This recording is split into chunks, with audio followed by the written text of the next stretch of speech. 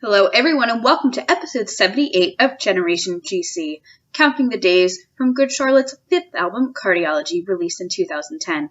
My name is Molly Hudelson, once again, and as always, I'm your host, as well as the producer, creator, and editor of this podcast, and my guest today is Carolyn Belefski. Last time, we talked about a song from Good Morning Revival. Our next episode is a bonus episode, covering something that's not a Good Charlotte studio album track. After that, we'll be back with a song from Youth Authority. Carolyn is an art director in the Washington, D.C. area. She also works a side hustle doing illustration and design projects for clients like the Obama administration White House, Adventure Time, Clorox, United States National Archives, and more. She's a cartoonist who has been creating a comic strip called Curls since college, but she became a GC fan before all that. She saw GC open for lit at the 930 Club in D.C., about 1999 or so. Little Things was also being played on HFS, the local radio station. Y'all, I'm just going to interject here. You know HFS, as in the HF Festival, as in festival song. Very cool. I love having people that are also fellow Maryland and DC natives on the show. Carolyn also got to interview former GC drummer Chris Wilson for her college newspaper. And as a comic creator, she has tabled across from Billy Martin and frequently sees him on the convention circuit. So cool. GC is her favorite band, and the music they make induces happiness and comfort, and she hopes to work with GC on a creative project in the future.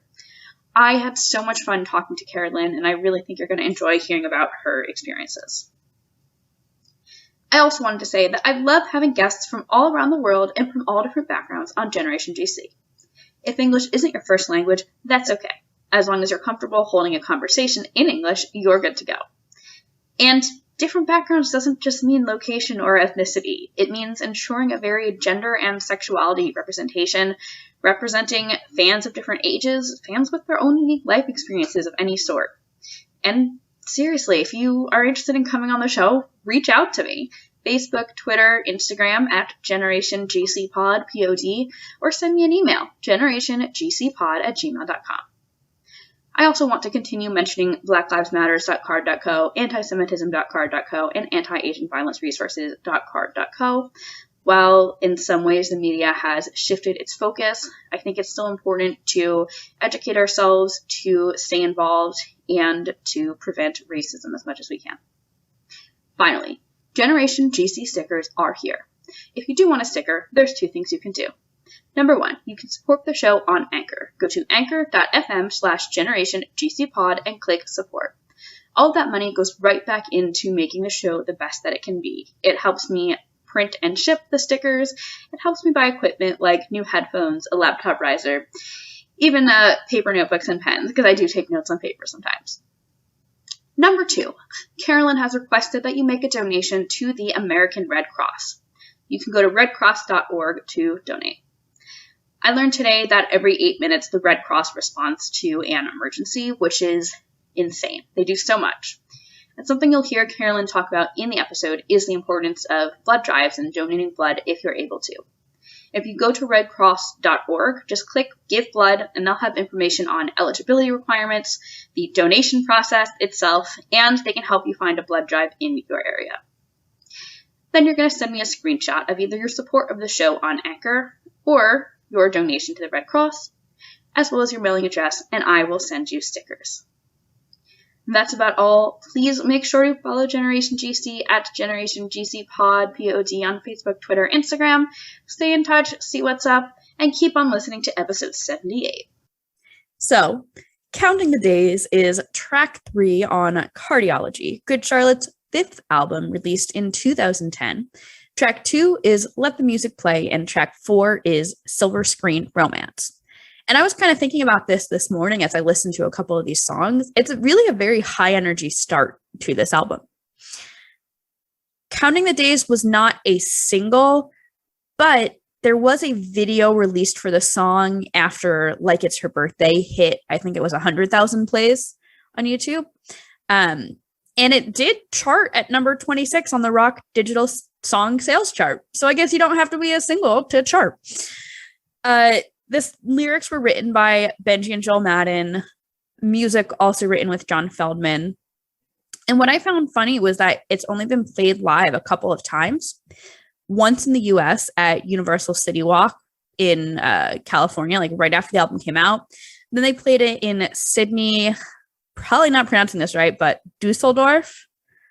I think that sounds like somewhere in Germany, and Cardiff in Wales. That's all that's recorded on setlist.fm anyway. And I just want to detour for a second, Carolyn, and like, this is such a high energy song. Like, how was this not like a regular part of their set list? I have no idea. I was surprised to see that it's only been played once in the US. Like, I remember hearing about that Universal City Walk show. It was kind of kind of like the release of the album. I guess, yeah.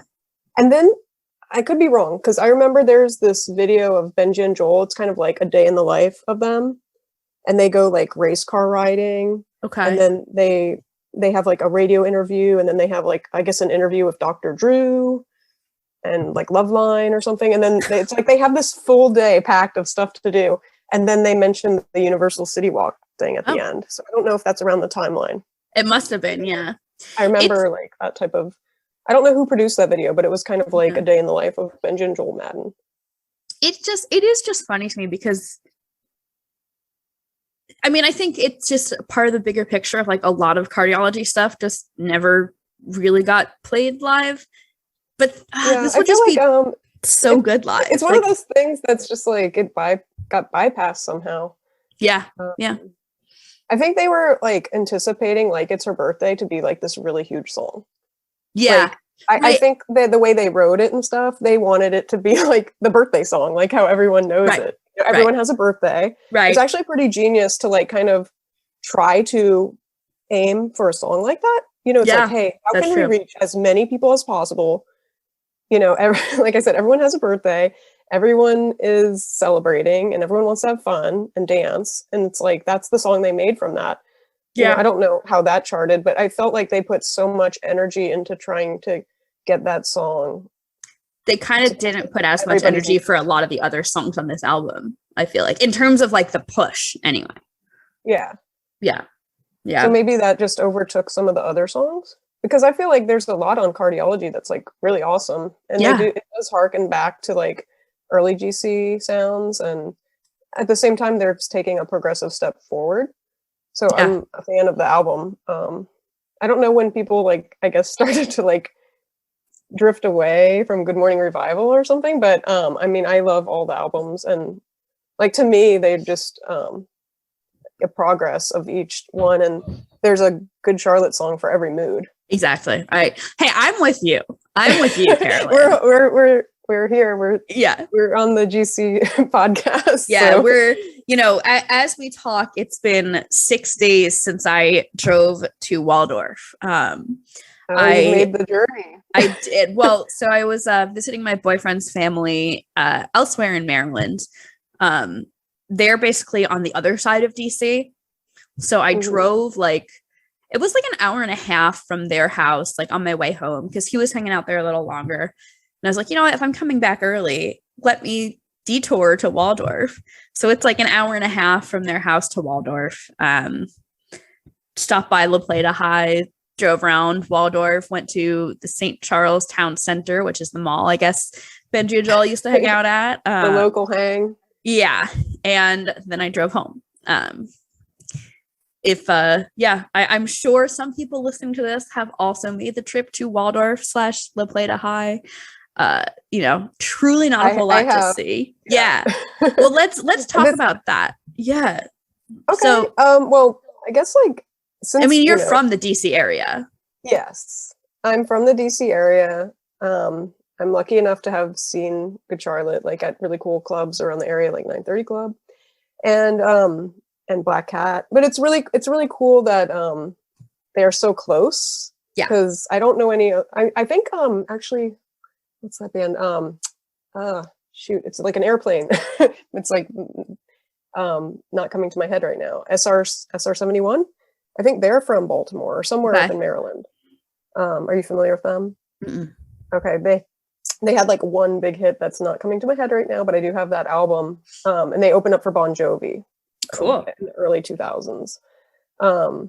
Yes. And now I would need to like check out what that song was. But yeah, they had like a pretty big hit for that. And I think the lead singer like works with Demi Lovato or something now, and he's up Great. He's working with other artists.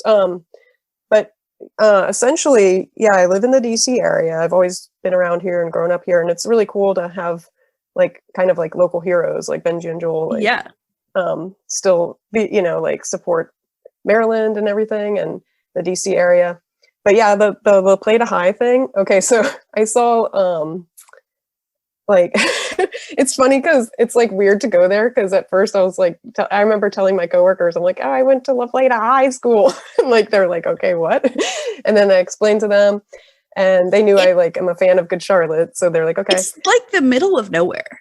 Yeah, it actually felt pretty clean around there. For some reason I thought it would be a little bit more grungy, but it felt like pretty clean. It was clean. I just remember being like, oh my God. Like, I think I passed a Wawa 3 miles away. Mm-hmm. Yeah, middle of nowhere. Though. And yeah, and also I think Paul posted about it on like Instagram or Twitter. I can't remember. Online, he took a picture there. And I was like, it was like in my head, I think that sparked the idea of one day going there. Yeah. But I didn't make the journey like purposely to go there. I happened to be the last comic convention that I've tabled at was Southern Maryland Comic Con in November 2019. And so a few months before shutdown. And I was like, oh my gosh, that's Southern Maryland. And the drive was maybe like 5 minutes away. And I was like, I have to go to Plata High. Yeah. I did take a break in the middle. And I was like, okay, I'm going to drive. I'm going to be back in like a few minutes. I need to make this destination. Yeah. So I went and took pictures outside the school. The school is locked.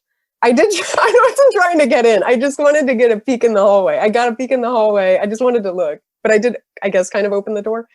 But it was locked. And then I just drove around and there was like 2 entrances. So I didn't really know like where to take the picture, but I guess I took the picture that I remember Paul doing and then just kind of drove around for a little bit. And that was it. Yeah. Like I do want to go back if I ever am in that area again, because like doing research for like your trip, I was like, oh, they worked at like the pizza. What was it? Pizza yeah. I thought about pizza. Yeah, I thought about stopping there and stopping at a couple other places. I was honestly just like, it's gonna be 3+ hours home, and I was like, I had driven an hour and a half to Waldorf, and I knew it would be like 3+ hours home to Philly. So I was like, it's a long day. Yeah, it was a long day in the car by yourself, you know. But yeah, I feel like also it's. Go ahead. I was gonna say, my thought is like next time there's a GC hometown show, like I want to organize like a group of us to carpool from DC to sightseeing in Waldorf. We should get one of those buses, right? A party bus, double-tiered bus or a party bus, but like a sightseeing bus. The 2003 Honda Civic Tour, the Good Charlotte car. Except a party bus version of that. Yeah. I'm down with that. Yeah. Yeah, it's just weird though, because it's like I went to their high school and it sounds like semi-stalkerish, but then at the same time it's like you know, people visit Graceland. That's exactly. Fan. It's like when you're a GC fan, where do you go? Like you go to La Plata High School. Yeah.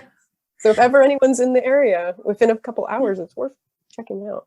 Yeah, highly recommend. Well, Carolyn, I want to go back in time slightly, and I want to ask when you first heard about Good Charlotte and what were your first thoughts on them?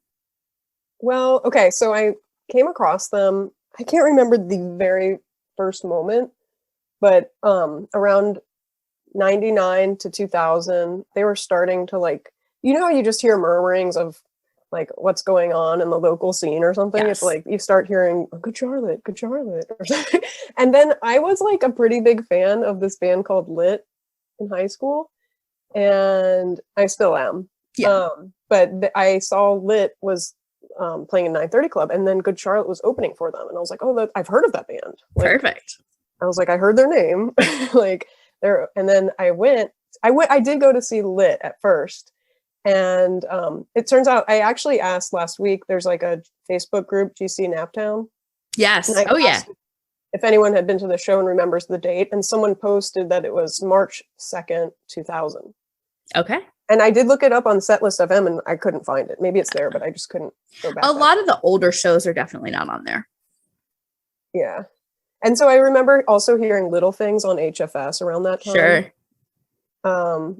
Actually, it's funny, like a kind of sad story about HFS. Like maybe a few years late, maybe like, I forget what year. It was either 2003, 2004 timeframe. Like I would be listening to it in the car. And so I drove in the morning, to work and parked my car. And then when I got to my car in the afternoon, there was like Spanish music playing and they're like, oh, soul, and it was like, I was like, what is this? And I was like, did my station change? And like, blah, blah. And then I guess like the station just turned over to. Yeah. Like, HFS shut down, radio. Right? Yeah. But it was just weird that day because I was like, okay. And so no more of that. But it was a great station and they used to have the HF Festival, big festival. And that's, of course, where GC. Festival song. Yeah. Festival song. So I'm lucky to have seen them there. And a lot of, you just hear like sometimes local people like be like, I saw them at HF Festival. And like, you start to, people know who they are. And it's fun to know that they're like the local. Yeah. Like, hometown heroes. Yeah. I love that.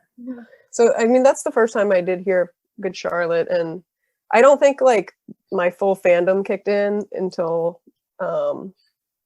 like, hearing like Lifestyles or something. What was that? Sure. The next big hit? Like, yeah. So then I was like, oh shoot, this is getting good. Like they their music video and everything. It's just like more well packaged. Yeah. But I just felt like, just even going to that show was pretty revolutionary. Because first of all, I was in high school and I'm going to 930 Club, so I'm super cool. Oh yeah. And like, and now I'm like, I can't believe you had to go into the city. You went to 930 Club. Yeah. Yeah. I remember my mom, like, maybe not that day because I went to a couple shows, but I remember one time she like was outside one of them and she saw like, I don't know what she saw, something that wasn't that good. Like it wasn't like the best part of town or something. And she was like, take care of yourself or something. I don't know. Like I don't think they let me go, but I don't think they like loved, they wanted to know that I was okay. But yeah. I mean, I was pretty young. So that was like a big deal to go to that show. It's almost like the first, huge rock show that you're independently going to. That's like that was a big deal for me. And I went with my high school friends and one of their parents went. They just like felt like they needed to be there in the back or something. So, but it was, it felt like we all went together and all that. So it was really fun. And I got my friends into lit. I used to like wear, like they had like a video of bowling. And I used to like, I don't know how familiar you are with lit, but I used to like, I know. What is it? My Own Worst Enemy? Yeah. That's really like the only lit song that I know, and it's great. I truly don't know any lit beyond that. They have a couple other big hits besides that. They have Miserable, which they had a video of Pam Anderson, where Pam Anderson was like big, and they were like tiny on her, going all over her body. That's really funny. Which is fun. And they also have Ziploc I think that was a pretty big hit. But I also remember them being on like the MTV summer break that year. That song, My Own Worst Enemy, was almost like a big hit. 99, 2000. That was like the song of the summer. But yeah, it was like, I had a crush on the lead singer, AJ Popoff, which is really funny because it's like, okay. And I remember him dancing with Carmen Electra on the spring break thing. And I just thought it was so cool. Like and just their whole admiration for like Elvis, the visuals, and from there it just went into GC at that time too. But I wore like these bowling shoes that I painted with like stars on them. Right. Yeah. And like these like flame, like they had flame iconography, like kind of like a retro, like lounge vibe to them with lit. And so I would like wear stuff like that in high school. It's really funny. And then also once I started noticing GC, I started to wear like red plaid pants. Yep. That whole thing. And yeah, that was basically my high school. I think we style. all had either red plaid pants. I had a red plaid skirt. Oh, yes, I have that too, with a little chain on it too. Yes, of course. Yeah. Well, Carolyn, I want to switch tracks a little bit, and I want to ask about some of your art and illustration. So I understand that you're an art director as a job, but that you also do some illustration and design projects. I mean, you have some pretty high profile clients, Obama administration, White House, Adventure Time, Clorox, United States National Archives. What first got you interested in art and design in general? I know that's like a big question. Oh yeah. Well, I mean, that's what I do for a living, and that's my life. And I've been doing art since like a very young age, and always doodling. And Sure. I can't imagine really doing anything else. So that's kind of, you're in a good place. Yeah, that's what it is. And my high school had a computer graphics program, so I'm lucky that they kind of had a step forward. They were able to provide that technology. And one thing was like, I kind of wanted to go into like illustration and animation because that's where I came from. Sure. Like in my heart. Yeah. And my parents thought, they were like, no, like they weren't like put a stop to it. They weren't never unencouraging of me being an artist, because I do know a few people that their parents weren't as encouraging of it because it's hard to make a living in art.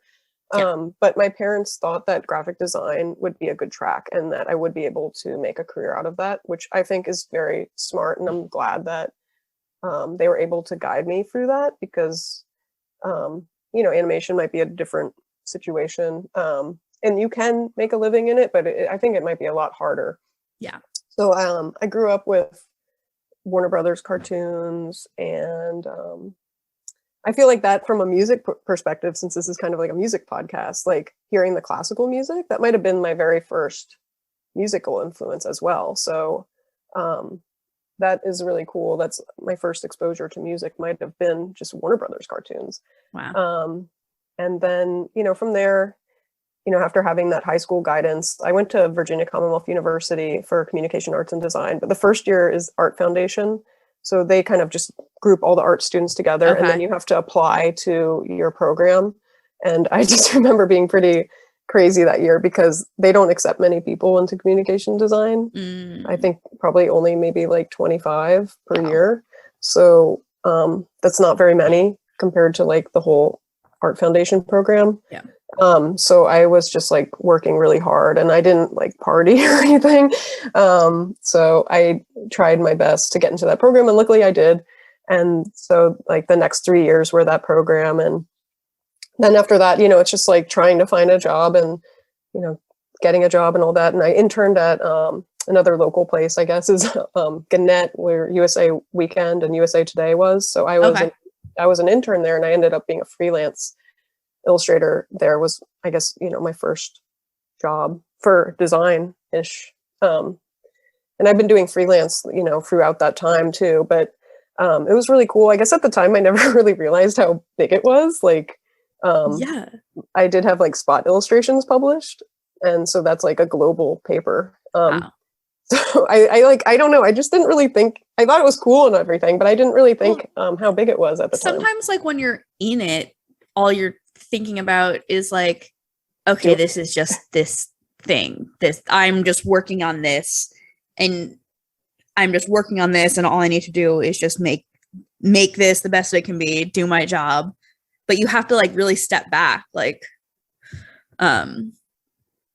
to notice like, oh, okay, yeah, like a lot of people are gonna see this. Yeah. And my credit was like, it's tiny. It's like in 5 points. But it's like, there. It's there. And, it was fun to do that. And, from what I've heard, USA Today has changed quite a bit, and a lot of things going digital, but that was still print. So I've kind of transitioned into digital as well. So print, digital, like anything now really goes. But I've had quite a few jobs since. Some were like interactive touchscreen kiosks for museums, which is fun. And, sometimes just like bus boards, like the side of a bus, it's like really whatever anybody needs. Like, I don't really actually have control over it. Sometimes it's just like whatever anybody wants. Hey, come to me. Yeah. Like book covers, or I've done a couple album covers. Cool. Music, which is fun. But day to day, it's mostly a lot of like web graphics right now. And I guess I did a comic book cover for Adventure Time. And then Obama administration, they had wanted to do comics for the Affordable Care Act. So they came to me for that. So that was really fun. You mean like that's something that you can just say and people recognize and know. Yeah. So it's really cool to be like, oh, I did work for the president, the White House at the time, cool. you know? I mean, and then, you know, other fun stuff. It's just like, sometimes it's just advertising. It's like Clorox, you know, it's like, okay, like I'm advertising. But that's so cool. I mean, like, products.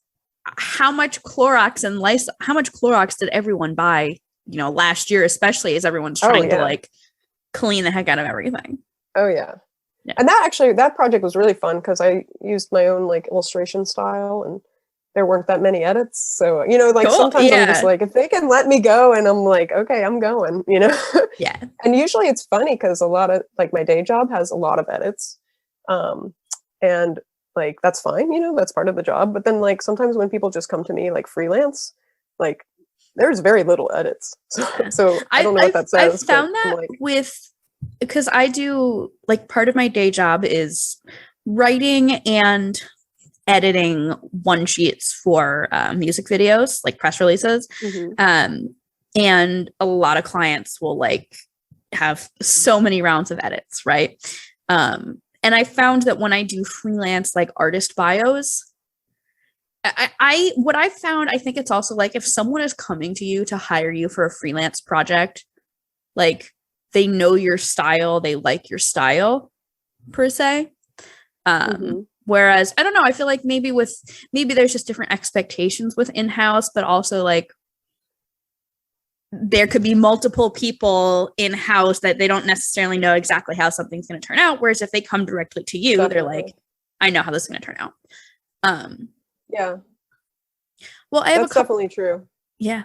Well, I have a couple questions for you, Carolyn, just before we get into our deep dive on counting the days. I really would love to hear about your comic strip curls and some of the conventions and tabling that you've done for that. Oh, yeah, sure. Curls. I started in college again at BCU. And I've always been making the cartoons since around like 4th grade. I started more putting them in like comic strip format. And so at Commonwealth Times is their student newspaper. And I saw that they said call for cartoonists. And I was like, oh, I didn't know that this could be a thing. Like, I guess like, I don't know why my mind just didn't go there because I already was doing it since I was young. But then I just drew up like, I guess 3 or 4, maybe it was 4 strips, and I presented it to the editor. And then they were like, hey, can you create 2 a week, Tuesday, Thursday? So I was like, oh yeah, sure. And so that was really exciting. I mean, I know just like the school paper, but you know, they printed it up like on actual newsprint back then, and it was black and white. Take a look at my life, all black. Yeah, right. And that's another funny thing about being a Good Charlotte fan. Like sometimes I'm just like, you drop references. Yeah. Like, I'm like, okay, my brain has like a little Good Charlotte section in there. Yeah.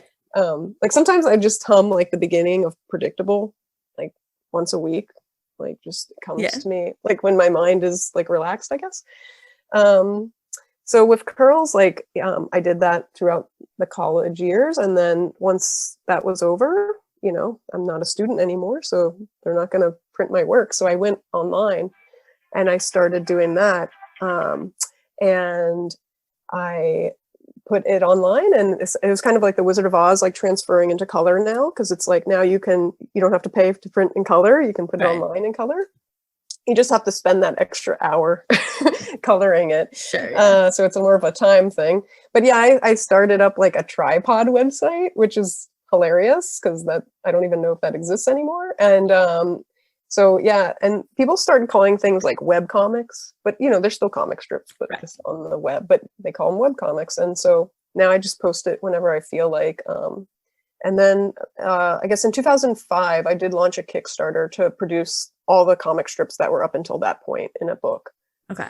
And so we raised over $5,000 to produce that.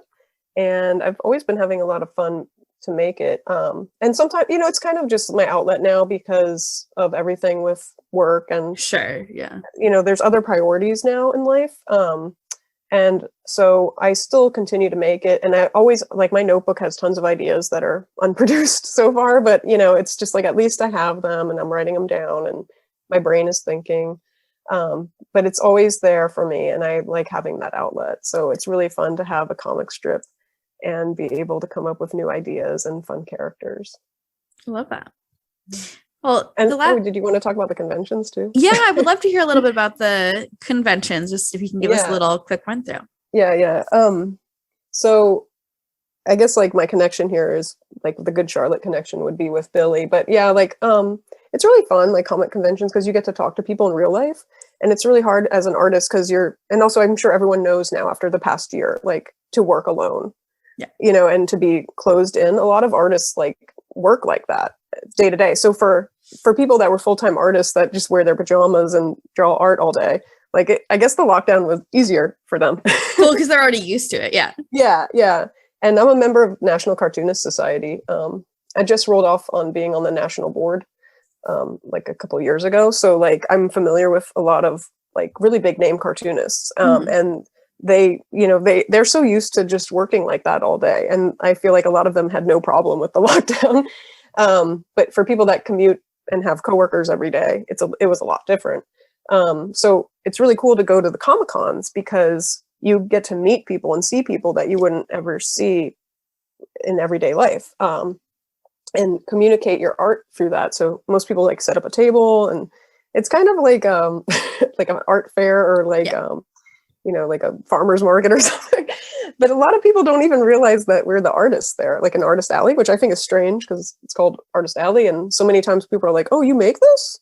Like that's a reaction. I'm like, yeah, I'm not just like some seller. Like I'm not like a employee or like a salesperson or something. Like I'm the artist, and you kind of have to explain it to some people. But I guess Comic-Cons are a little weird too with the celebrities now. Yeah.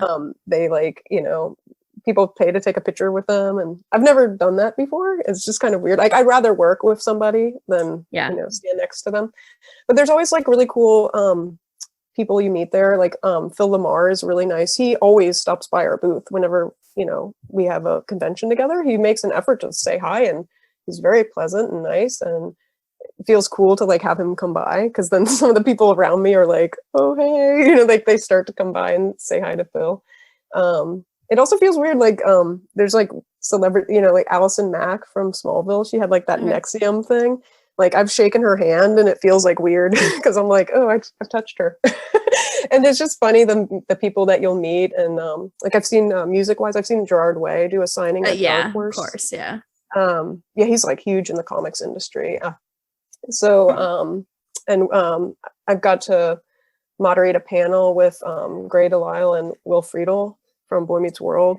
Gray Delisle, that's just a funny connection because she is a video client of ours, repeat client. Oh, cool. Because she's a musician as well. Awesome. Yeah, she's really cool. Yeah. I did not know that she did all that, but she does a lot of voice acting, and after I interviewed her, I like, for some reason, I guess I didn't know her full bio, but afterwards I was like, oh my gosh, I had no idea she did all this other stuff. Yeah. But that was a huge treat for me to do, because growing up, I was a huge Boy Meets World. I am a Boy Meets World fan, so it was cool to see that. But then, drifting into the Good Charlotte world, it's Billy Martin does like Comic-Cons all the time. And I've seen him probably like 4 or 5 times. So frequently. Was he at the Southern Maryland one? No, he wasn't. That's a smaller show. Sure, that one didn't have it. I don't think we had any celebrities at that show. Okay.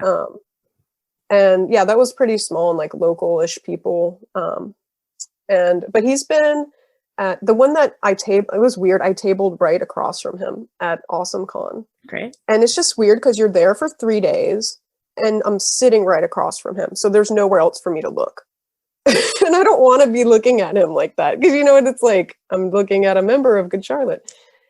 So, I just like introduced myself and said hi. And I did say, like, I know you're here for your art, but I want to tell you that I'm a huge Good Charlotte fan. And it's just weird because then I go back to sit right, and I'm looking at him. But he was there with his family, and it looked like they had, it never looks like he's bombarded with Good Charlotte fans, which is nice. But he does have like constant traffic, but it's not like this chaos, celebrity chaos going on, it's probably nice to be him, because he probably doesn't get like a Benji and Joel like overflow chaos. Yeah. That might be too chaos. But it's cool that he has his art and he has his own books, and he's been working with a lot of big names too. And I just try to briefly say hi to him. I don't think he knows who I am, and he probably has so many people talking to him, sure, so yeah. I'm not expecting like anything from it. But I do just want to acknowledge him and tell him that I'm a fan and that he's doing awesome stuff, instead of just being scared. Right, so right. I want to obviously treat him like a person, but it is funny to like just sit across from him. That one time was funny. Yeah. So yeah, I just want to like keep it brief and not go fangirl on them, and try to treat them like regular people, which they are. So but yeah, that's the convention stories. I love it. Well, thank you for sharing that, Carolyn. Yeah, I've loved hearing about all your stuff. I think let's just get right into counting the days. Okay, cool. Yes. So, I mean, we were just chatting at the beginning. We connected on Twitter 1 year ago, like to the day, and I'm so glad this is finally happening. And I know we were kind of back and forth about a couple of songs, but why did you want to talk about counting the days? Well, okay, so I really like songs that sound upbeat, but the lyrics are kind of sad. Yeah. So I don't know what that says about me, but I guess it's kind of like an emotional digestion of, processing things. I just like to hear songs like that. And also I am a country music fan of like mostly 90s country. Okay. Growing up on that. So I feel like there is a connect. I know you've mentioned it on the show before. And I feel like there is connection with certain GC songs. GC country album. GC country album 2022. Oh my gosh. And it's funny that we mentioned Lit before this, because they have their current, I think they're working on something new right now, but their album that's currently new is called These Are the Days. And it is almost like a country album. Right. And they live in Nashville now. I don't know about all of them, but the Popoff brothers live in Nashville now, and they've been working with country music artists. Oh, there you go. So I just wanted to point that out. But yeah, I guess it can be compared to country music telling a sad story. Like if you aren't paying attention and you aren't listening to lyrics, which some people do when they listen to music, like everything is smiley and happy. Yeah. But if you actually listen up, it's like this song is about the rat race of going to work, coming home. It's like this broken system over and over again, and like they want to make it work out. And I can relate to that in that sense of like every day is just like this constant churning, and you want to fix what's broken. I like the message of the song. I think that it's really fun at the same time too. Yeah, I agree. I agree with what you're saying about the message of the song a lot. And I'll share in a second what my kind of interpretation is, which was related but not entirely the same. But I would love to hear real quick. Did you have any like misheard lyrics from the song, and as well as what's your favorite line? I do like the song arrangement, how that's like bookended. Yeah. And I don't know if there's like a name for that, like music wise. Is there? I don't know what it, I don't know what it is bookended. And I just think there was one lyric. I don't really think there's any misheard ones. But the one thing that I also think is really cool, maybe not one thing, but counting, like the song is called Counting the Days, and I just like that it counts. Like, yeah. And also it not directly reminds me, but like, do you know Brian McKnight? He's like an R&B singer. Mm-mm. Okay, he has like several songs that are about counting. Like he has Back at 1 and 6, 8, 12. And so I kind of like, I just like these songs that have counting in them. I think it's really clever. Like the lyrics. Yeah. They're talking about like 2 times, it's not my style. Like they got 1 time to get this right. 2 times, it's not my style. It's like, it's almost like they don't want to break up or get a divorce or something. They want to get it right the first time. Yeah. I was gonna say that's very aligned with what I said, but both in terms of like what my interpretation of the song is, as well as like my notes on the lyrics, just that they're so clever. I really love, I think it's the first verse where they say, your words, I hear them, they're sharp, can't get near them. I thought that was very well done line. I just felt like a lot of, in this song, there's like this sense of loyalty, right? Like there's some kind of relationship that's going on, whether it's like romantic or family or a work relationship, and something about it is not working.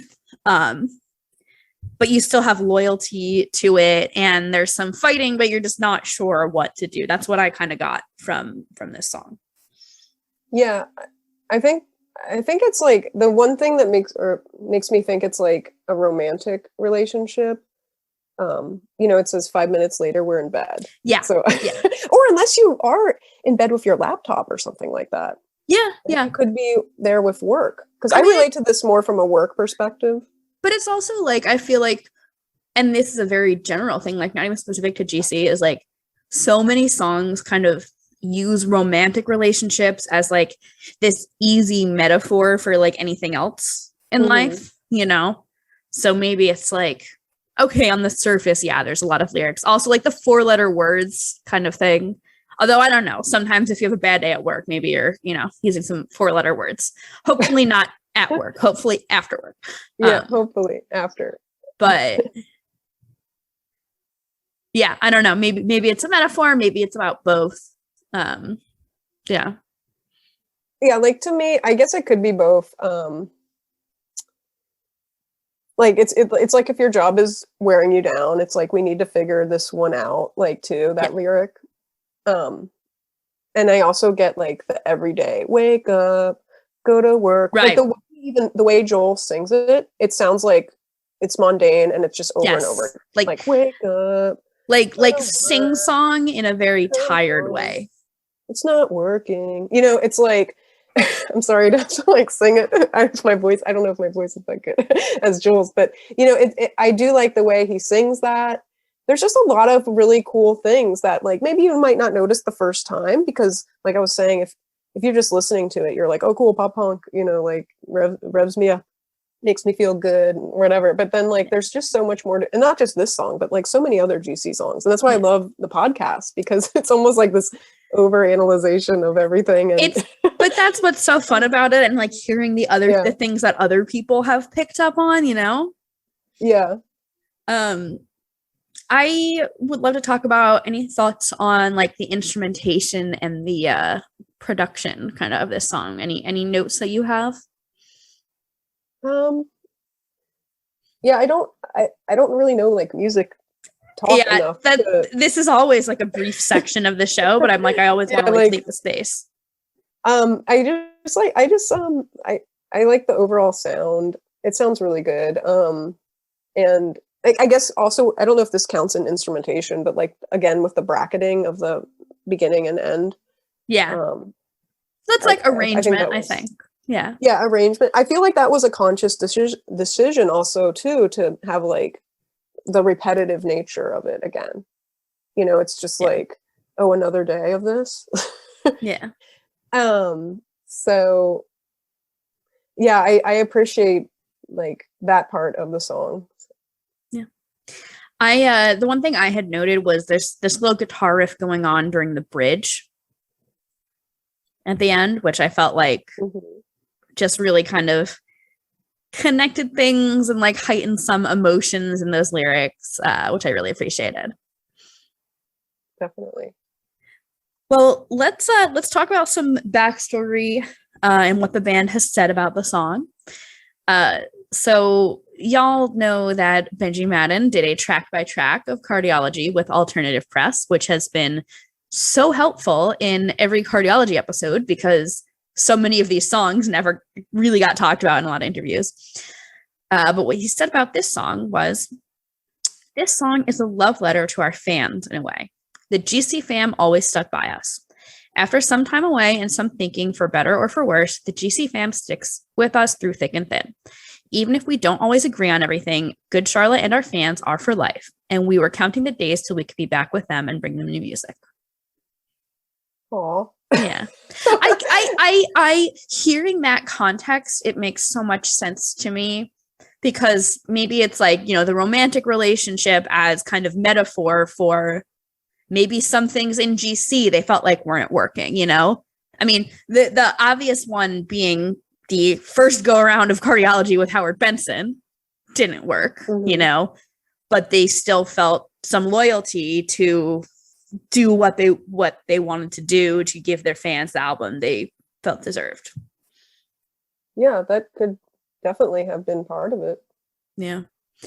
And then there was an interview with Alter the Press, where Alter the Press said, "You were originally quoted saying that Cardiology is a mix of the first and second album. Nothing Dancy sounds like Blink-182. Would you say the new album," so the second version, you know, the non-Howard Benson version, still reflects that? And Joel says, "One of the Blink type songs made the record, and I think the fans will love that one." Benji says it's called Counting the Days. And Joel says, "It's a great song and is definitely reminiscent of some Blink stuff. It's a bit of everything we said and more." Yeah, I mean, I'm not like as educated in Blink-182 besides like the radio hits. Yeah. But it does kind of sound like that. Yeah. Yeah. I could see some of that, just like that very high energy feeling, you know? Yeah. And also maybe like the mix of like when they sing Counting the Days, like that might kind of sound like Blink-182. Yeah, like, someone I think. The vocal. Yeah. Well, Carolyn, do you have any memories or stories that you want to share about Counting the Days? I have a couple that were reminiscent. Sure, yeah. And so the song talks about counting the days that they're gone. So that means the other person has left. Yeah. And it's lonely and you want them back. And you're missing the noise of the fighting. So like, right. That's kind of like a contradiction. It's like, you probably don't enjoy the fighting, but you miss them. So it's like, it's a strange relationship. And it actually reminds me of a country song. Okay. And this one, it does not sound like Good Charlotte at all, but it's more the lyrics. Okay. And it's like a slow, haunting song. It's by Vince Gill, and it's called When I Call Your Name. Okay. And have you heard of Vince Gill or know him? Okay. Well, he got widely noticed with this song, like maybe in the early 90s. I don't know the exact year. But it's about like coming home from work and seeing that your lover has left. And it's like the beginning lyrics are like, "I rushed home from work like I always do. I spent my whole day just thinking of you. When I don't even have it off here, but it's like, when I walked through the front door, my whole life had changed because nobody answered when I called your name." And it doesn't sound like, again, it doesn't sound like GC at all. But and I it's get a very why slow you're country song. Picking that as a emotional reference, if nothing else. Yes. So it kind of reminds me of that. And I am a huge Vince Gill fan, just so you know. Like, you know how you love Good Charlotte? Like, I love Vince Gill like that, you know, right. like at that level. And it's like a respect love, you know. It's like all of his songs are great, like, and he's been around for a long time. Like, I guess he had his big boom in like 1992, might have been like his big year. But he has several Grammys and Male Vocalists Awards and all that. And like, that's the song that I can pick that's like semi-related to it. Sure. And his stuff doesn't obviously sound like Good Charlotte at all, but the songwriting I feel like connects so much. GC Country Album 2022. Yeah. I bet, like, how many people out there, I would actually love to know how many Good Charlotte fans that listen to this podcast are also Vince Gill fans. Because I feel like that equation, like, the overlap is so strange, because these are like my top two things, like music wise, would be like Vince Gill and Good Charlotte.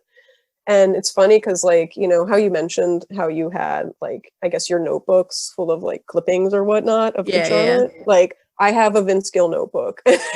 And it's like, you know, I might not be like as educated of Good Charlotte as you are, but like, you know, I know what it was like to have that fan moment, you know, when I was younger.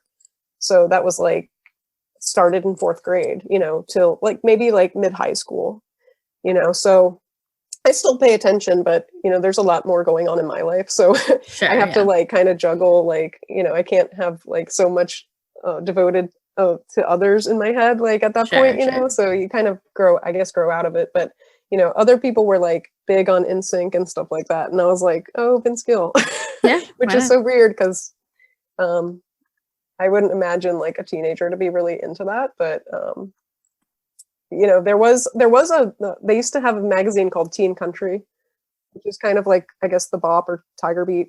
Sure, yeah.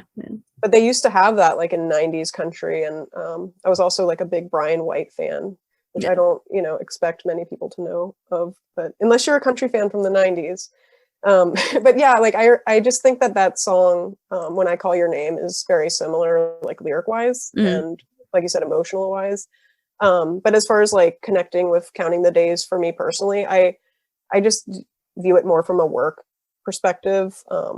Like I've definitely had a couple jobs where like it reached like a love-hate relationship. So you want it to work out, but then like it's not really working out. Right. And so you're trying to figure it out. The job in reality is not what you had pictured in your head. Yeah. And then like also the consistency of waking up every day, commuting, going through it all over again. And, I'm sure everybody feels that way, even if they have a job that they love. It's just like a lot going on and the same thing over and over again. And like Groundhog Day, and you want to do it right, but the system is broken. You feel overworked. It's just a lot. And also like coming from the DC area, like we've spent so much time commuting. Like it's kind of ridiculous, like the amount of time I've probably sat in my car. Yeah. Go places. And then like, also in another GC song, it's like, I don't want your 9 to 5. I was working 9 to 6 or 7.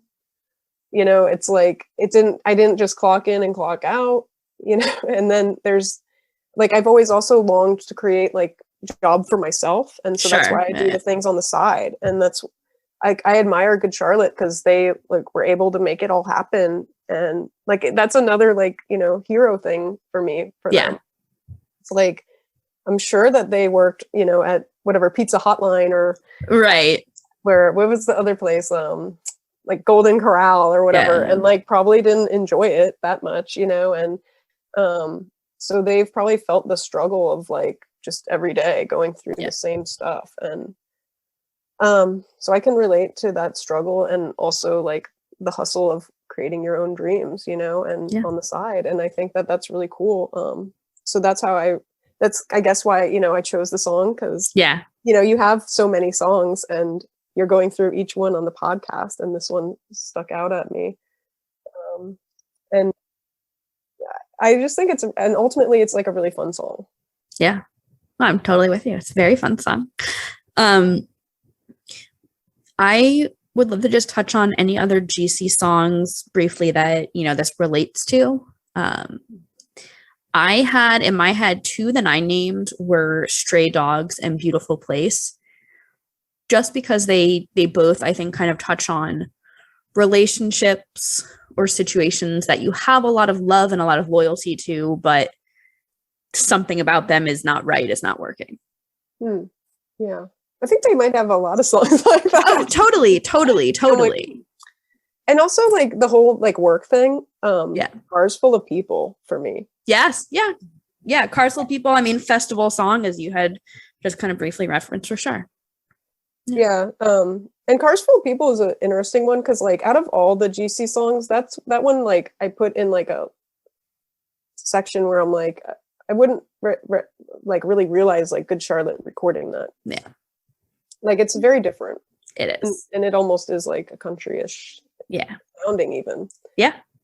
We talked about that a bunch on that episode. Yeah. Yeah.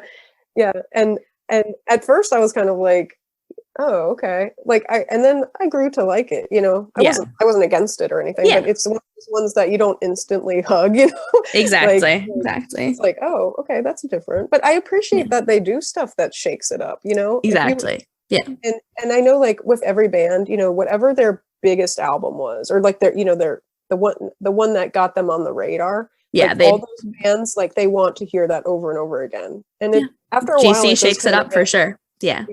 So that's what I appreciate about it. Yeah. Well, let's briefly talk about the Counting the Days video, which I had honestly totally forgotten about until I was working on this episode. So this was not on the main Good Charlotte YouTube channel. It was on the GC Home Videos channel, which I had also forgotten about.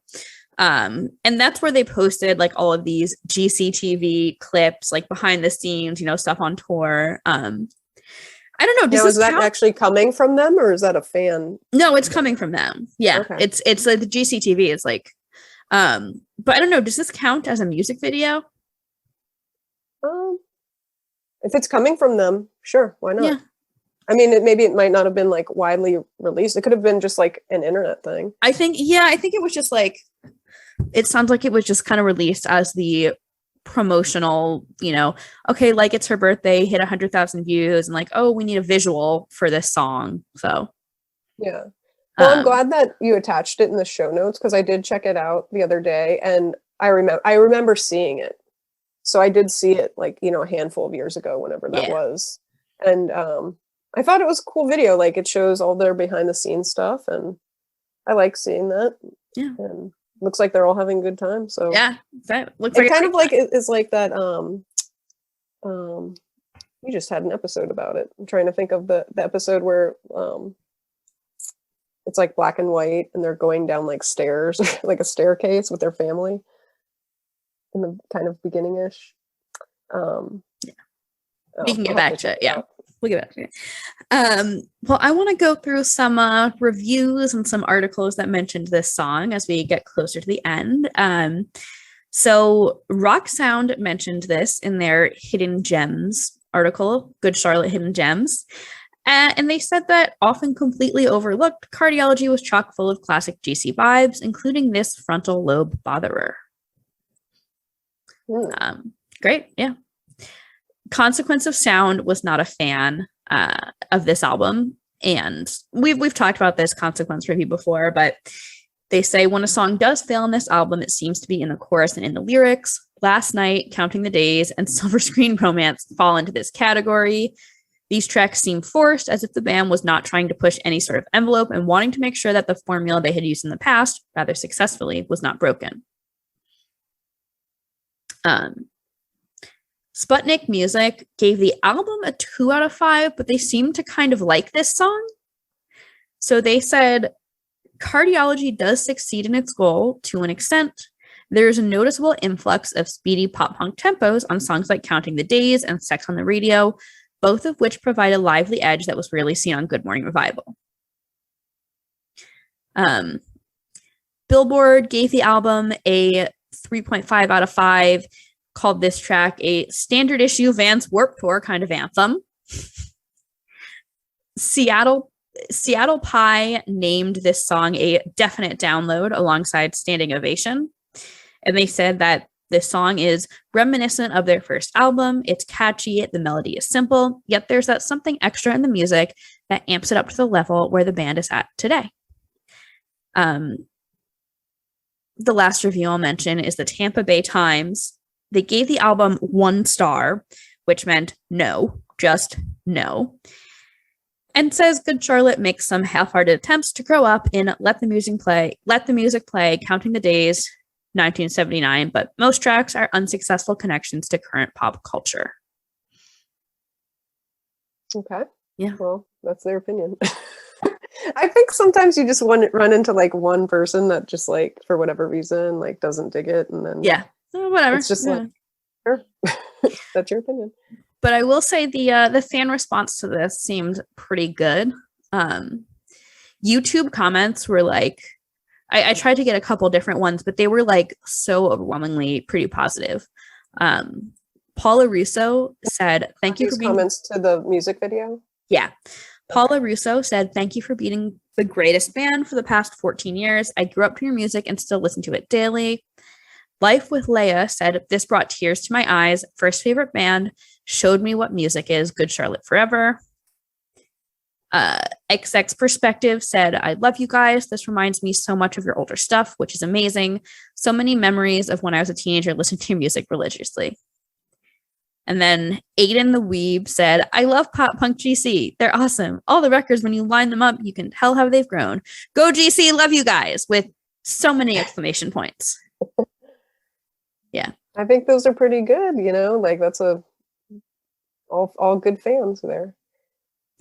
I only pulled one comment from song meanings. There just wasn't a lot there.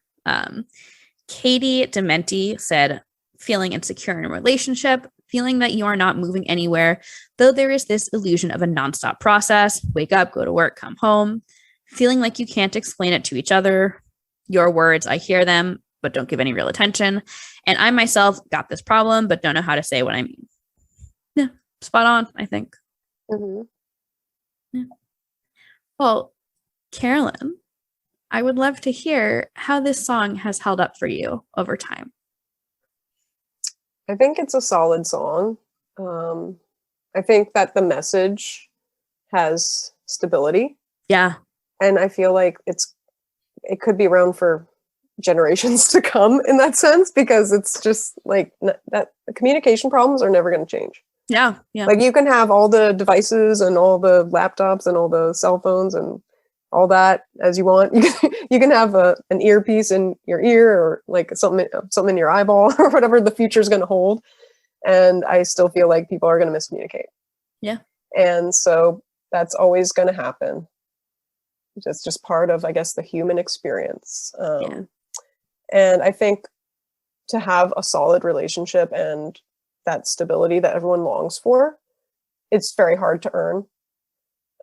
Even if you've known people all your life, you could still get in an argument with your parents, sure, or just little things, Mm-hmm. It's just, you never know what's going to spark something. And again, the overall song, it's upbeat, it's fun, it gets your blood flowing. One thing I love about Good Charlotte is just like, it makes me happy about living life. Yeah. Like I just want to live. Like it's just like very optimistic, and it tells me to keep working on my dream life, like how GC worked hard to get where they are. And you got to put the work in, and you got to keep going and find a way. Like, don't know what the way is for the people in this song. I don't know how they came out of it. Maybe that would be a good stepping point for like another Good Charlotte song for them to write. Like what happened after the song. There's just a lot of stuff that you can connect it to, and I think it will last for a very long time. Like it holds up big time. Yeah, for sure. Well, you touched on a little bit of this just now, but what has Good Charlotte meant to you over the years, and how has that changed? Oh yeah, like I again with the change, I feel like life changes. I feel like everything kind of evolves, even if you look back on your life. It's like every 5 years, like you're in a different position. So everyone's growing up. Like that's just inevitable. Like we're aging, and I feel like they've gracefully been able to do that without making the same music over and over again.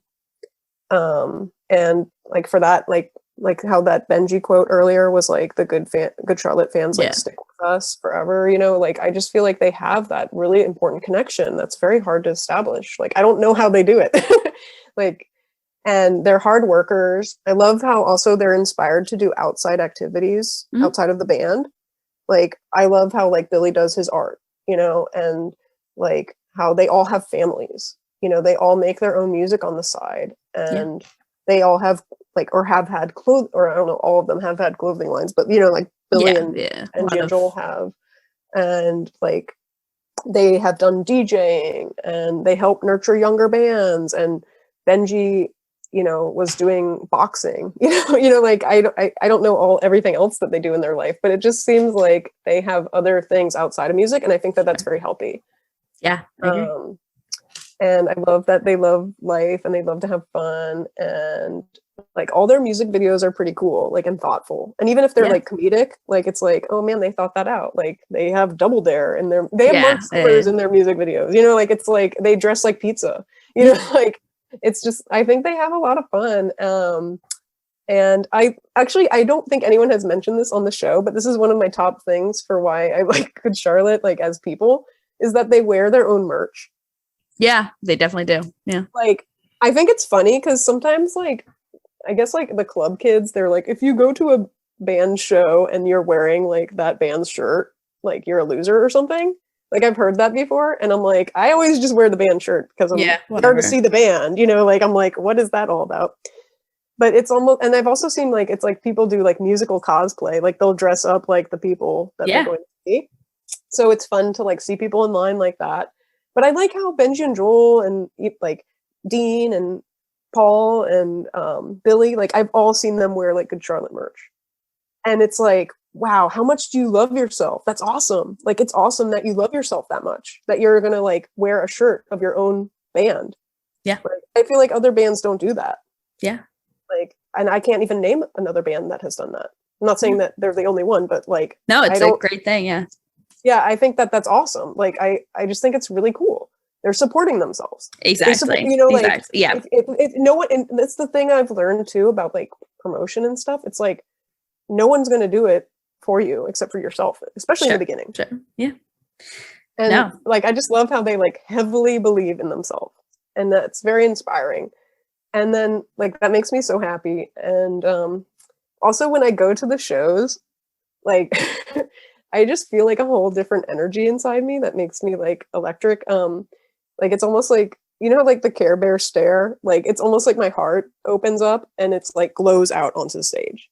Like, and I just like feel like this warmth and like this energy. And I feel like also during shutdown, like this is how it's like changed for me over the years. Like, sure, yeah. I feel like I like dug into Good Charlotte because of that, and like, you know, and then I found your podcast. Yeah, found it. Like, somewhere online, probably from like searching them or something. Like I just had to listen to Good Charlotte more than usual, and I felt like it was very comforting.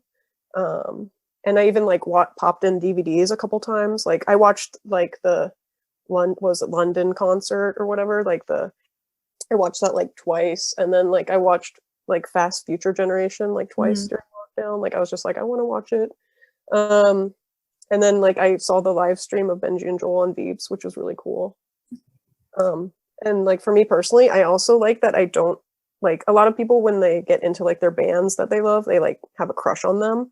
Like for me personally, I don't have like like a romantic attachment to them. So I like how I like love them just for the respect of the music. Sure, yeah. And like I actually do like just love the music. And I feel like it gives me like the purpose for like being a fan. Yeah, exactly. And I have every album. I feel like I will purchase every album going forward. For sure, yeah. It's just like I'm solid there. I'm there with you for life. So that's what I feel like Good Charlotte has meant to me. Great.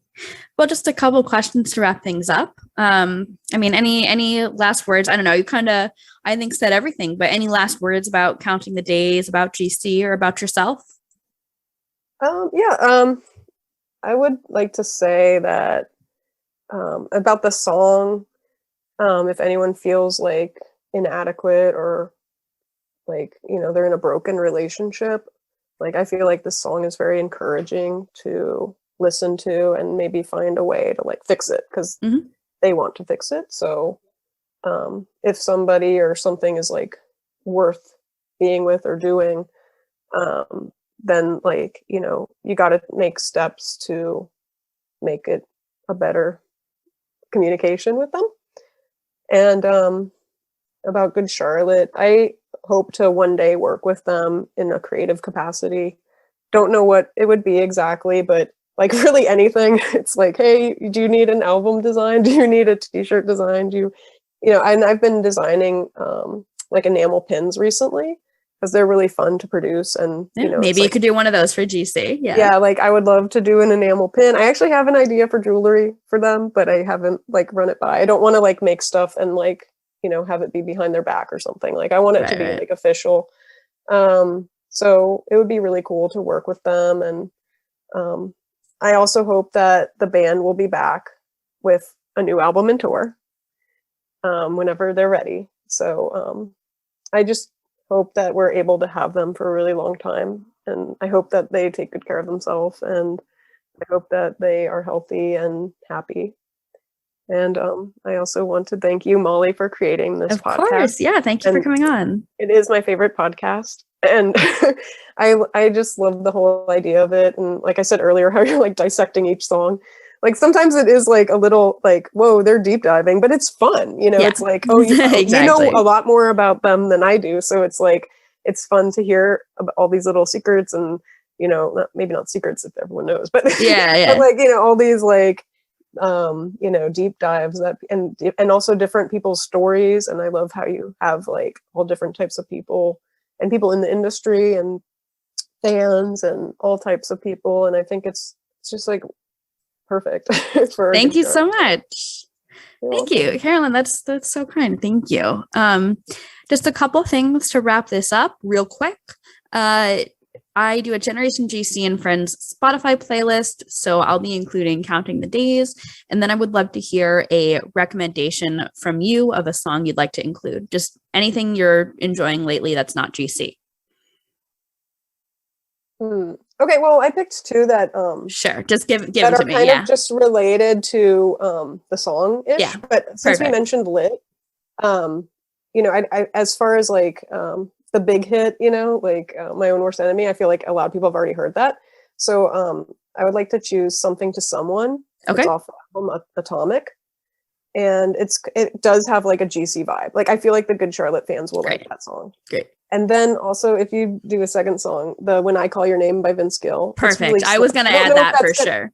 I don't know if it's gonna like slow you down, but but I think if people had an open mind and like could listen to that, like that might connect it with this song and they'll see like what I was talking about. So perfect. And I like to ask my guests for a charity they would like to support.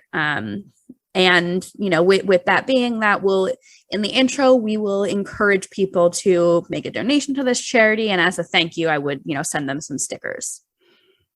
Oh, okay. Well, the charity that I've worked with the most is American Red Cross. Amazing. Because we do, well, we didn't do it last year, but we did, like I forget how many we've done, several. I organized this blood drive called Cartoonists Draw Blood. And basically it's like a regular blood drive, but then afterward you get a drawing, and I set up like a handful of cartoonists. We draw for people, and it's usually around Halloween time. So we have like, that's perfect. I love it. Yeah. And we've had people dress up. It's really fun. So I would like to sponsor American Red Cross in that element of that, for them letting us have the Cartoonist Draw Blood. And we've even had comic books that have come out with it too. I love it. How can people keep up with you? You know, socials. I don't know if you have like a website for your art or anything. Yeah, I have a website. It's mostly all my name. It's www.carolynbelefski.com. Perfect. And then like my Twitter and my Instagram are also at Carolyn Belefski. Perfect. And on Facebook, we have Curls Studio is the name of the studio. Perfect. So we're all over. Great. Well, Carolyn, thank you so much for coming on the show. Listeners, thank you so much for tuning in. Last time we talked about a song from Good Morning Revival. Our next episode is a bonus episode covering something that's not a Good Charlotte studio album track. And after that, we'll be back with a song from Youth Authority. Thank you all for tuning in. My name is Molly Hudelson. I've been your host, as well as the producer, creator, and editor of this show. You can follow me at mhudelson, MHUDELSON on Twitter and Instagram. And you can follow Generation GC at Generation GC Pod, POD on Facebook, Twitter, and Instagram. Please make sure to follow and subscribe to the show wherever you listen to it. If you're on Apple Podcasts, please, please, please rate and leave a review. But most importantly, tell your friends. Thanks for tuning in.